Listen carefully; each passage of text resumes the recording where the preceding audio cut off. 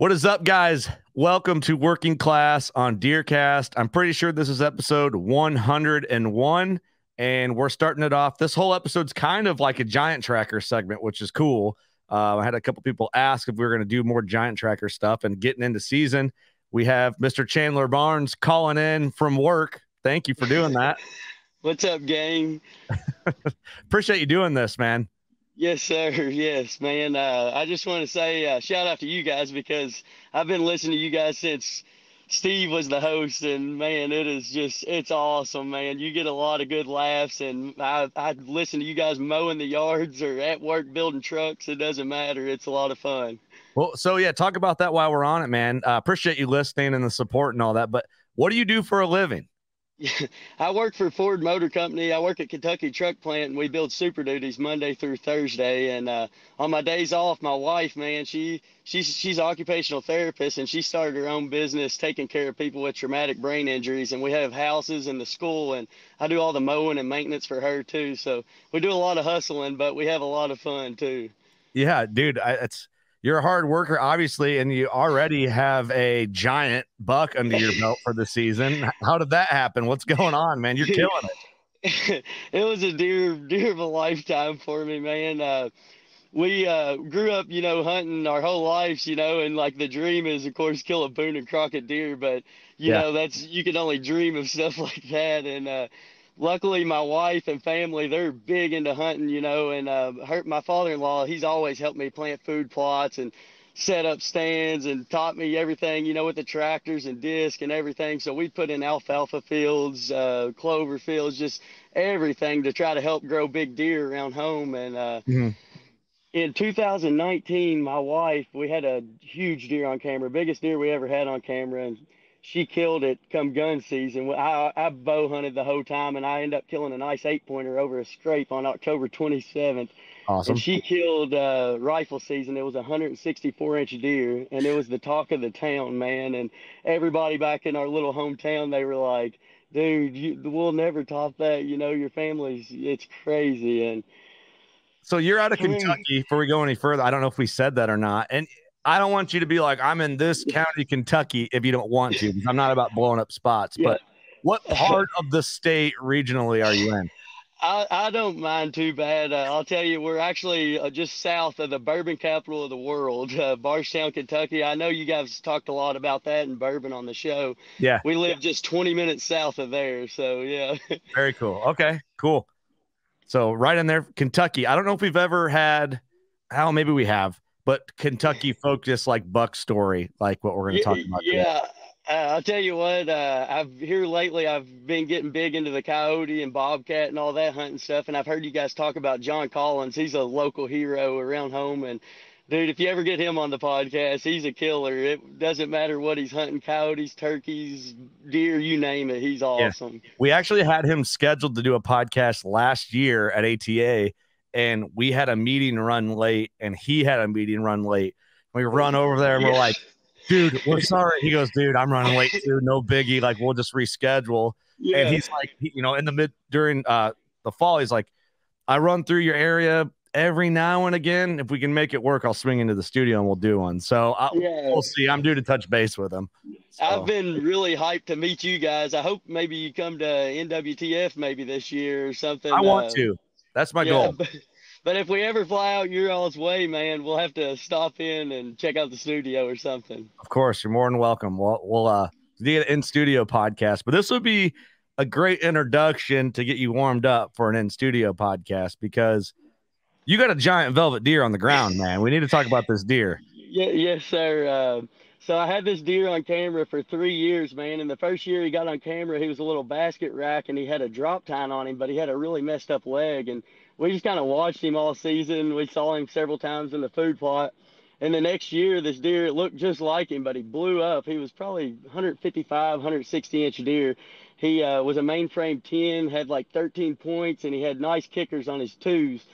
And we were like, man, he is a shooter if we ever get a chance at him. So me, my wife, we hunted him, the family, everybody hunted him all season. Neighbors were hunting him. Never did get a chance at this deer. The end of the year, man, he was on our mineral pile last 2 weeks of season, just daylight. And we could set it off our back porch and watch him come in and eat my stand's actually 200 yards off the back porch. So in the summertime, I can get binoculars out in the backyard and watch my bean field and my, my food plot and watch deer come out. We're pretty blessed. That's a cool setup. It's hard to argue with.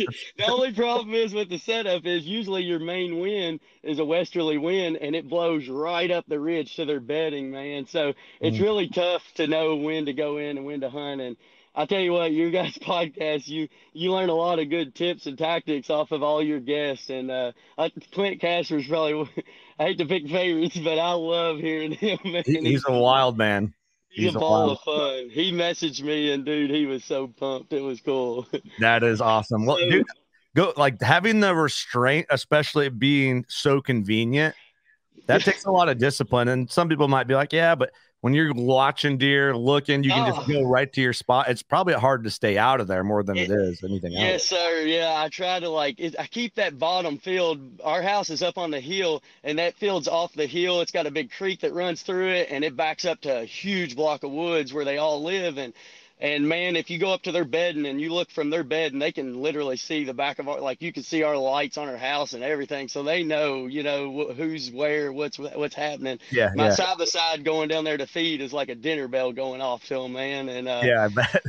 So come to find out, man, like the last 3 years on opening day, we're always at the lake, and my shooter I'll get a text from my cameras, and my shooter will be there daylight, and I'm like, Savannah, this year, this deer, you don't understand. I was like, he's probably a 170. I was like, I'm going home to hunt him, and she's like, well, I don't blame you, but I'm partying.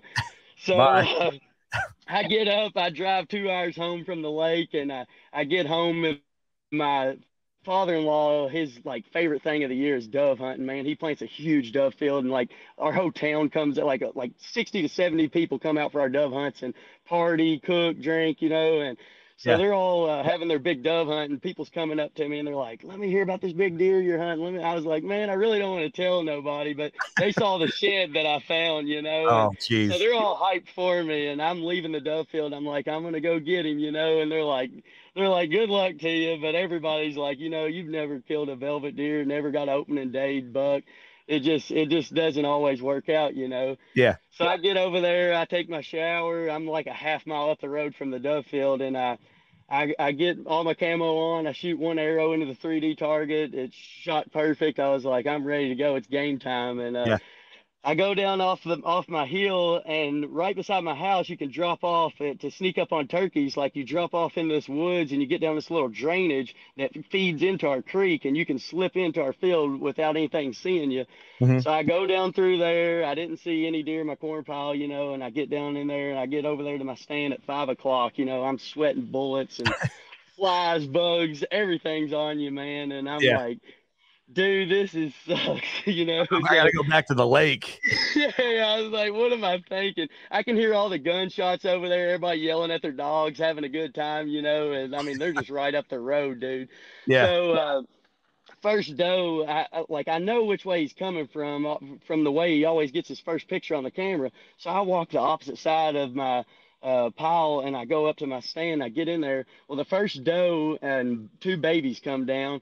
She hits my scent trail from the opposite side. She jumps back 2 feet, and she just starts staring and looking. And I'm like, what am I going to do? I was like, just pin my head up against the tree. And I was like, be calm, man. Just hopefully she'll mellow out. And finally, 6, 7 doe come down in the corn pile, and you can tell which ones are older. They got the darker fur, and they got their pecking order. Like the one that's jumping up, slapping, and it was insane, dude. And I was just trying to keep my calm, and it's I don't like hunting corn piles because you have so many eyeballs on you, Yeah. And so at this point, when all these does are down there, are you like, okay, he's gonna be here? Like, do you have that feeling? I felt so confident about the thing the whole day. I mean, I was hyped up talking to my buddies and stuff, and he'd been showing up that whole month religiously, almost every night and every day. He would skip here and there, but it was pretty religious. And the funny thing is, when I got home from the lake, he wasn't there Friday night, but he was there Thursday night. I got home from the lake, there wasn't a kernel left in my pile, and I was like, dude, what am I gonna do? I was like, he probably knows there's no corn. He ain't coming down there, Yeah. But usually big bucks don't come to corn piles anyways. But so my buddy's like, start your side side up, run it Oh, down there, yeah. you know, put your Service corn out, leave issues. her side I by think side you're running, back and now. hopefully it'll be his dinner bell, you know. So I did that. That was at lunchtime, Yep. and I'm settled in there. And the buck, they kind of are on high alert, you know. They can smell my scent, and they're wondering what the hell's going. I'm sorry, they're wondering what's going on. And the first buck comes down off the hill. He's a pretty good 8-pointer, and when he gets in the corn pile, it was like he had full range. You know, everybody got back out of his way, and everything just kind of settled down. And I was like, oh, thank goodness. You know, like I could breathe for a minute.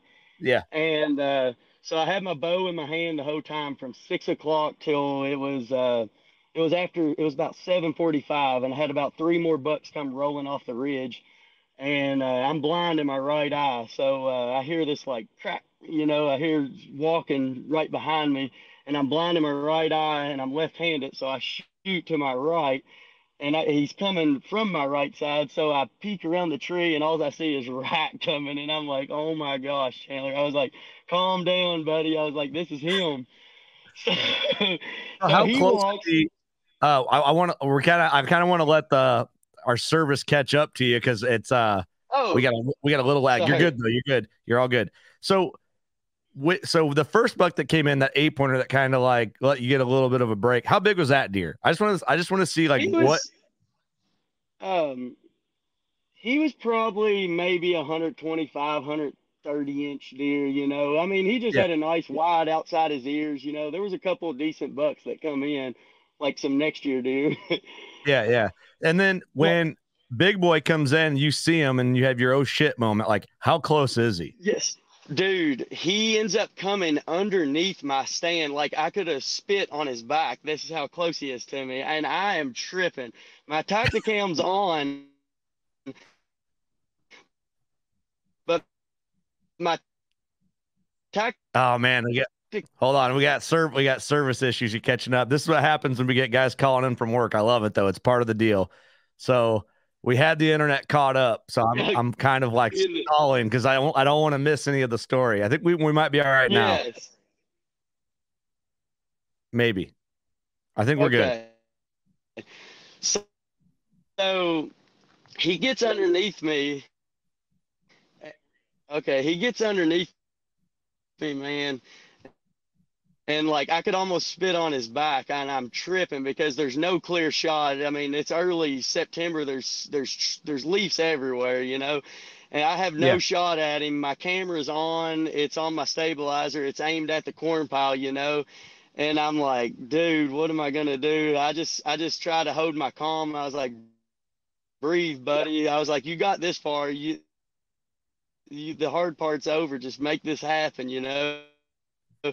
So he walks about 10 feet out in front of my stand and gives me a clear, you know, there's no limbs in the way. I'm ready to shoot, but his butt's to me, his tail's at me, you know. Yeah.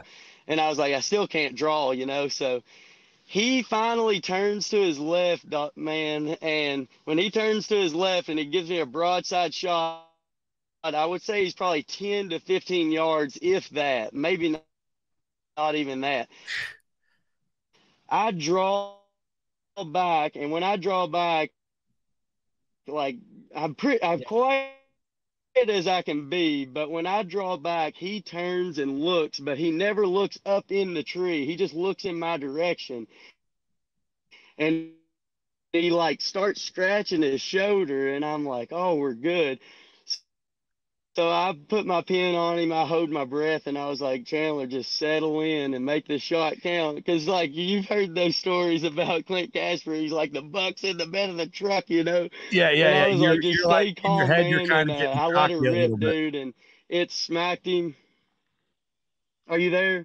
Yeah, man. Smacked him, We and just got off a he little went. delay And, is like, all. I got probably 40 or 50 in the group chat. I was like, BBD. Yeah, yeah. Okay. So she's hauling her truck. Everybody from that dove hunt is coming up to my house. And dude, I was like, I get out of the stand, I found a wad of first blood at the shot. And I was like, we're good, we're good. I put a water bottle down and I went up to the house and changed, and all my buddies are up there waiting. And I was like, boys, I hope this dude's down because y'all have a lot of confidence in me. And we watched the shot back, watched the video. Everything's great. We drank a few beers, and it's like, it's time. We got to go. My anxiety's killing me, man. Yeah. And we go down there, and dude, we didn't go not even 50 yards, and I find him bedded up, down. You know, he's toast, and just a full pass through. Blood was everywhere. It was. I couldn't have dreamed. God couldn't have given me a better day. Dude, I'm looking at the picture of you. That's why I'm looking over here to the side. I'm looking at these pictures you sent me. And this buck is beautiful, man. I mean, full velvet, big You couldn't. split too, just a beautiful buck. I couldn't be any more blessed, dude. I'm still in shock that this really happened, man. It's crazy. Well, I'm happy for you, man. It seems like you deserve it. Seems like you're surrounded by good people. And I can't imagine the party that night after you got back. Yeah, we stayed up till 4 in the morning, man. Of course you did. It was so awesome, man. Like, people just still to this day, when I took him up to, like, Kentucky Gun Company is one of the #1 gun stores in surrounding states, and they do the biggest. Like, it takes a 200 class deer to win their big buck contest. It's like, I won't even take a buck up there but this one, I was like, I'm going to take him up there. And dude, everybody yesterday was freaking out. They was just like, oh my gosh. They were like, you have blown every deer out of the water so far. And they scored it a 188.75, and I lost it. Yeah, I got you sent me the score sheet. I mean, this is a stud, man. You know, there's a lot going on here. That's a beautiful buck. I mean, it's what dreams are made of. It really is. Yeah. Yeah. It's just an absolute stud. So you have it. He's obviously skull capped and taken care of and stuff. How did you guys treat the velvet? Because I know we're gonna post pictures of this, and people that might get brought up. Like, what was the process with that? Beautiful photos too, by the way, man. Even your nighttime photos are beautiful. Thank you. I'll send you some really good pictures for it. But man, what we did was my buddies was like, whatever we do, we cannot let this head touch the ground, you know. So one buddy was like, I'll hold his head up, and you guys drag him, you know. So we drag him. We had to drag him off the ridge and across the creek, and we put him up in the back of a four-wheeler, and we took him up there, you know, and we scored him out, like green scored him, you know, and we partied all night. And my buddy, they have a huge deer camp. We all got a big deer camp with a walk-in cooler, and we had the walk-in cooler. Yeah, we turned the walk-in cooler on and kept him in there, so that way we could get some good daylight pictures the next morning. And it's funny because our deer camp, we're like big camaraderie, like you guys. We do biggest, most weight. We do $10, who scores the best, all that good stuff. We make side bets. Well, everybody has put their money up. Like, it was up to like 500 and some dollars, but it'll get up to like 800 by gun season. The deal is you got to have your $10 in before you kill your buck. Well, I give my $10 at the dove field, and all my buddies, they're like, dude, we're not even getting in the big buck contest no more. They're like, you screwed yourself. That's They're like, we're gonna have to start a whole nother contest. Yeah, just like make you the captain of the ship, and you just can't be a part now. Yeah. So I'm gonna have to go a long time and start passing good deer. That's all right, dude. It's this buck is just beautiful, man. I can't get over it. That early season tape and velvet, like the way it all went down. I mean, you obviously seem so deserving of it and so appreciative of it. And it's rare, like now I think it's rare to have someone like in your position that has a community where everybody has like common passion and interest. I feel like that's going away over time, but maybe it's not. Maybe it just seems that way, but yeah, it's a pretty cool situation. Everybody was just so happy, man. It was unreal, dude. It still doesn't feel real. Like, whenever I picked him up out of the freezer yesterday from the taxidermist to take him up there to get scored, he like barely fit in the seat of my truck, like in between the console and the door. And I'm like, holy cow. That is awesome, man. He's beautiful. It's I mean, if you were gonna be like, I want to kill that buck, like a velvet buck, like that's the buck you'd pick. You know what I mean? Yeah, like out of a lineup. Yeah, man. I dedicated my whole season to him. You know, I was like, it is either tag soup or it's this deer. And my wife, she killed the 164, so she's into like she flies a little airplane, and she's just a ball of talent. She's awesome, man. We snowboard together. We're into everything, and she don't get excited unless it's a big deer. And this year she said, "You got till rifle season, and if not, he's mine." That's So hilarious. it's a good competition. It's fun. Did she give you grief for making her leave the lake? No, it was on her. I was like, "You don't have to leave the lake." And she's like, "No, honey, you don't understand." She's like, "I will be there." She's like, "I can't wait to see him." And like I told her, I said, "I'll go my whole life and I'll never beat your 164, you know. That's just what dreams are made of." And Yeah. dude, this deer, I thought it would go 170, and man, it just blew us out of the water. That's odd. It sounds like you got a keeper, so hold on to that one. You know our saying, you can't kill big Yes. bucks if your wife sucks. And Yes, sir. I need the t-shirt. yeah, we'll send you one now. We'll send her one too, because well, I always say we bring up the wives that love the saying are normally the cool ones. You know? Oh, dude, she is awesome. Like we have two little dogs, and they're her thing, and like I love them like my children too. Like we don't have kids, so we have these dogs, and like the month before deer season, it's like, Savannah, do not let those dogs outside during prime time. I don't want them chasing each other around barking, because my setup is 200 yards off the back porch. Like my bucket list is to kill a turkey out of the hot tub. You know, like it's crazy. That's awesome. Well, dude, I'm pumped for you, man. I mean, I can't. So Yeah. you have the shot. Oh, I'm looking at the group photo with you and all your boys. Was that the night of?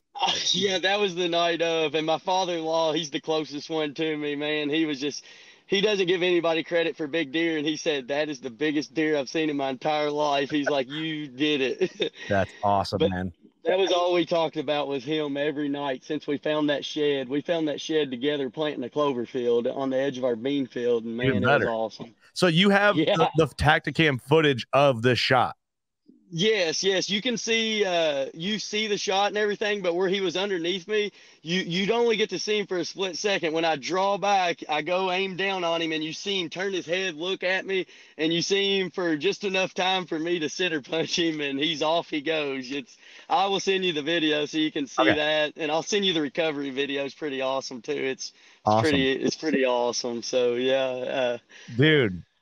I love it, man. I love everything about the story. The deer is impressive. So now what? Are you just basically hunting for your wife at this point, or what? Yeah,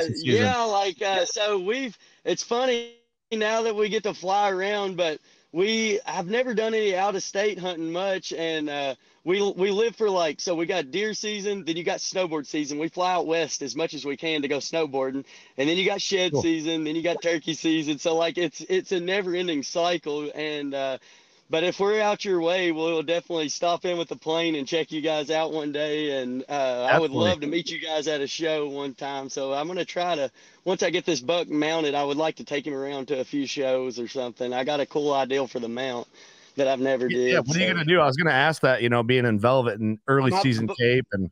Yeah, my buddy, he makes these awesome cedar tables with cedar root wads, but we're going to take a smaller cedar root wad and we're going to have it stand up pretty tall, and we're going to do a pedestal mount on top of it with some old bob wire on it, and my bow's going to hang off the side of the cedar, and I have the shed, and we'll have a little old vintage no trespassing sign or something like that. I'll tie in everything together in the arrow or something maybe. That'd be very cool. Pumped about that. Yeah. So I talked to you before, and you said you're an avid user of DeerCast. And I got to get better in a better habit of asking people, in the process up to the, with the day you shot this deer or when you're hunting a normal deer, what's your favorite go-to feature? What are you looking at the most? Well, any time, my favorite time is during October, November, using it during the hunt predictions, because whenever you type in your zip code and stuff like that, it's really good at calculating your weather and stuff like that. And I do like the tracking app. Me and my buddies, we use that a lot for shot placement and stuff like that if we're worried about a shot. So that's pretty cool. And I just love following all the stuff. I need to get more active on there on posting and stuff. I'm not very good at that, but it is cool, the community of it behind it and everything, man. But this spot this year, of course, I've kind of figured my farm out behind my house, so. Yeah. But yeah, I got it down to I feel like I have it down to a science, every time is different. Yeah. Yeah.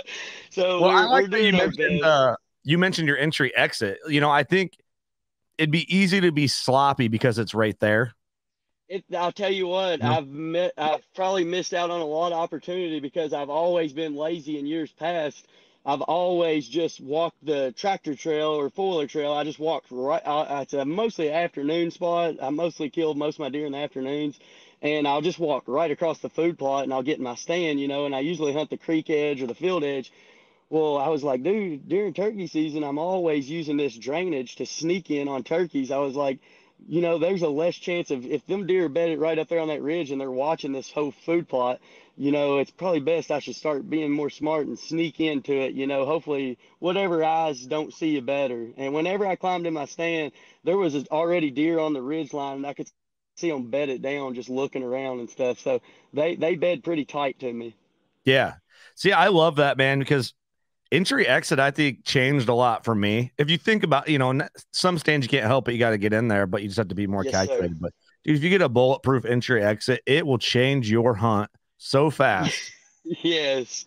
Like you guys, actually, I learned that from you guys. I don't remember if it was Austin Chandler or who it was that was big on the entry exit. And I never really thought about it in years past. I'm like, in the afternoon, you know, they're all bedded down. Who cares where you go in and out, you know? But Yeah. I'll tell you what I've always done for afternoons. If I'm full of deer and I can't get out of my stand, my father-in-law, he'll come down with a gator and run them all out of the field, you know, and then I'll slip down out of the stand. Yep. But Yep. it's always nice when you get to scream and yell and get out of your stand and you're excited because you got a Not deer worry down. about It doesn't matter then. it. Dude, I love that. Yeah. I love that whole story. I think it's funny that you're kind of like partying Yes, before with sir. the boys. You're like, I'm gonna go kill a 188. I'll be back. I'll call you guys a couple hours. Like, you know, I just like, you know, like, I'll tell you what, like, that Travis Pastrana, he always says, like, he's always overconfident and underprepared, you know, like, that was Uh-huh. how he always lives everything on the fly. And believe it or not, about 4 years ago, I got to meet Travis Pastrana in Tennessee, and he rode my dirt bike and wore my helmet, and that like high or that dope, like that adrenaline rush was like that times 10 with that deer or better, you know, I like bet, it just nothing compares to that. dude. And I love so it, man. man, we just like to try to live life to the fullest. Well, dude, you are the epitome of what I like to consider a WCB listener, man. Like you're hardworking, you got good people around you. You're took the time out of your workday to get in a truck and call to do this. And dude, I love it, man. I appreciate everything. Congrats on Yeah, the big buck. all of my buddies. Thank you so much, man. All of my buddies listen to you guys too, and they just love like the BS sessions, all that good stuff, man. You guys keep it fun, keep it interesting, and it's unlike anything else. Well, thanks, man. We're having a lot of fun doing it and getting to interact with guys like you and people who just listen and send us success stories and all that is one of the major things that keeps us going and staying consistent when it kind of can seem inconvenient at times, but we're having a blast, man. So the support really, it means a lot more than you know. Yes, thank you so much, man, and keep up the good work, dude. Awesome, dude. Well, where can people find you if they want to just get on Instagram or whatever and find you and see this deer? Where do they go? Well, where I'm blind in my right eye, I shoot left-handed, so my Instagram handle is at Southpaw Outdoor, all one Nope. word, and I love that. that's where you can find me. Yeah, Got yeah. it. Yep. And I'll post it in the description of the episode and all that, man. But yeah, we'll get some photos. We'll post some photos. The video, if you got it, send it over, and we'll do our best to put it out on socials and within the episode and stuff. So I love it, man. Congratulations. Yes, Hopefully your wife knocks down a big one as well, and we'll I hopefully hope see so. you guys in the studio soon. Thank you so much, man. You guys rock. So I just appreciate everything. Of course, brother. Hey, stick around on the call here. I'm just going to close out, and I just want to talk to you a little bit when we get done. So yeah, guys, check it out. Check out the photos. Go to socials. Check out Chandler's Instagram. I'll tag it in the description. Thank you guys so much. I figured a buck story, a real life, just wholesome buck story is a good way to kick off the next 100 episodes of Deercast and getting into season here. So it's exciting times. Hopefully that's motivating. or gives you the itch and get out there and shoot a giant. So we'll see you next week. Peace.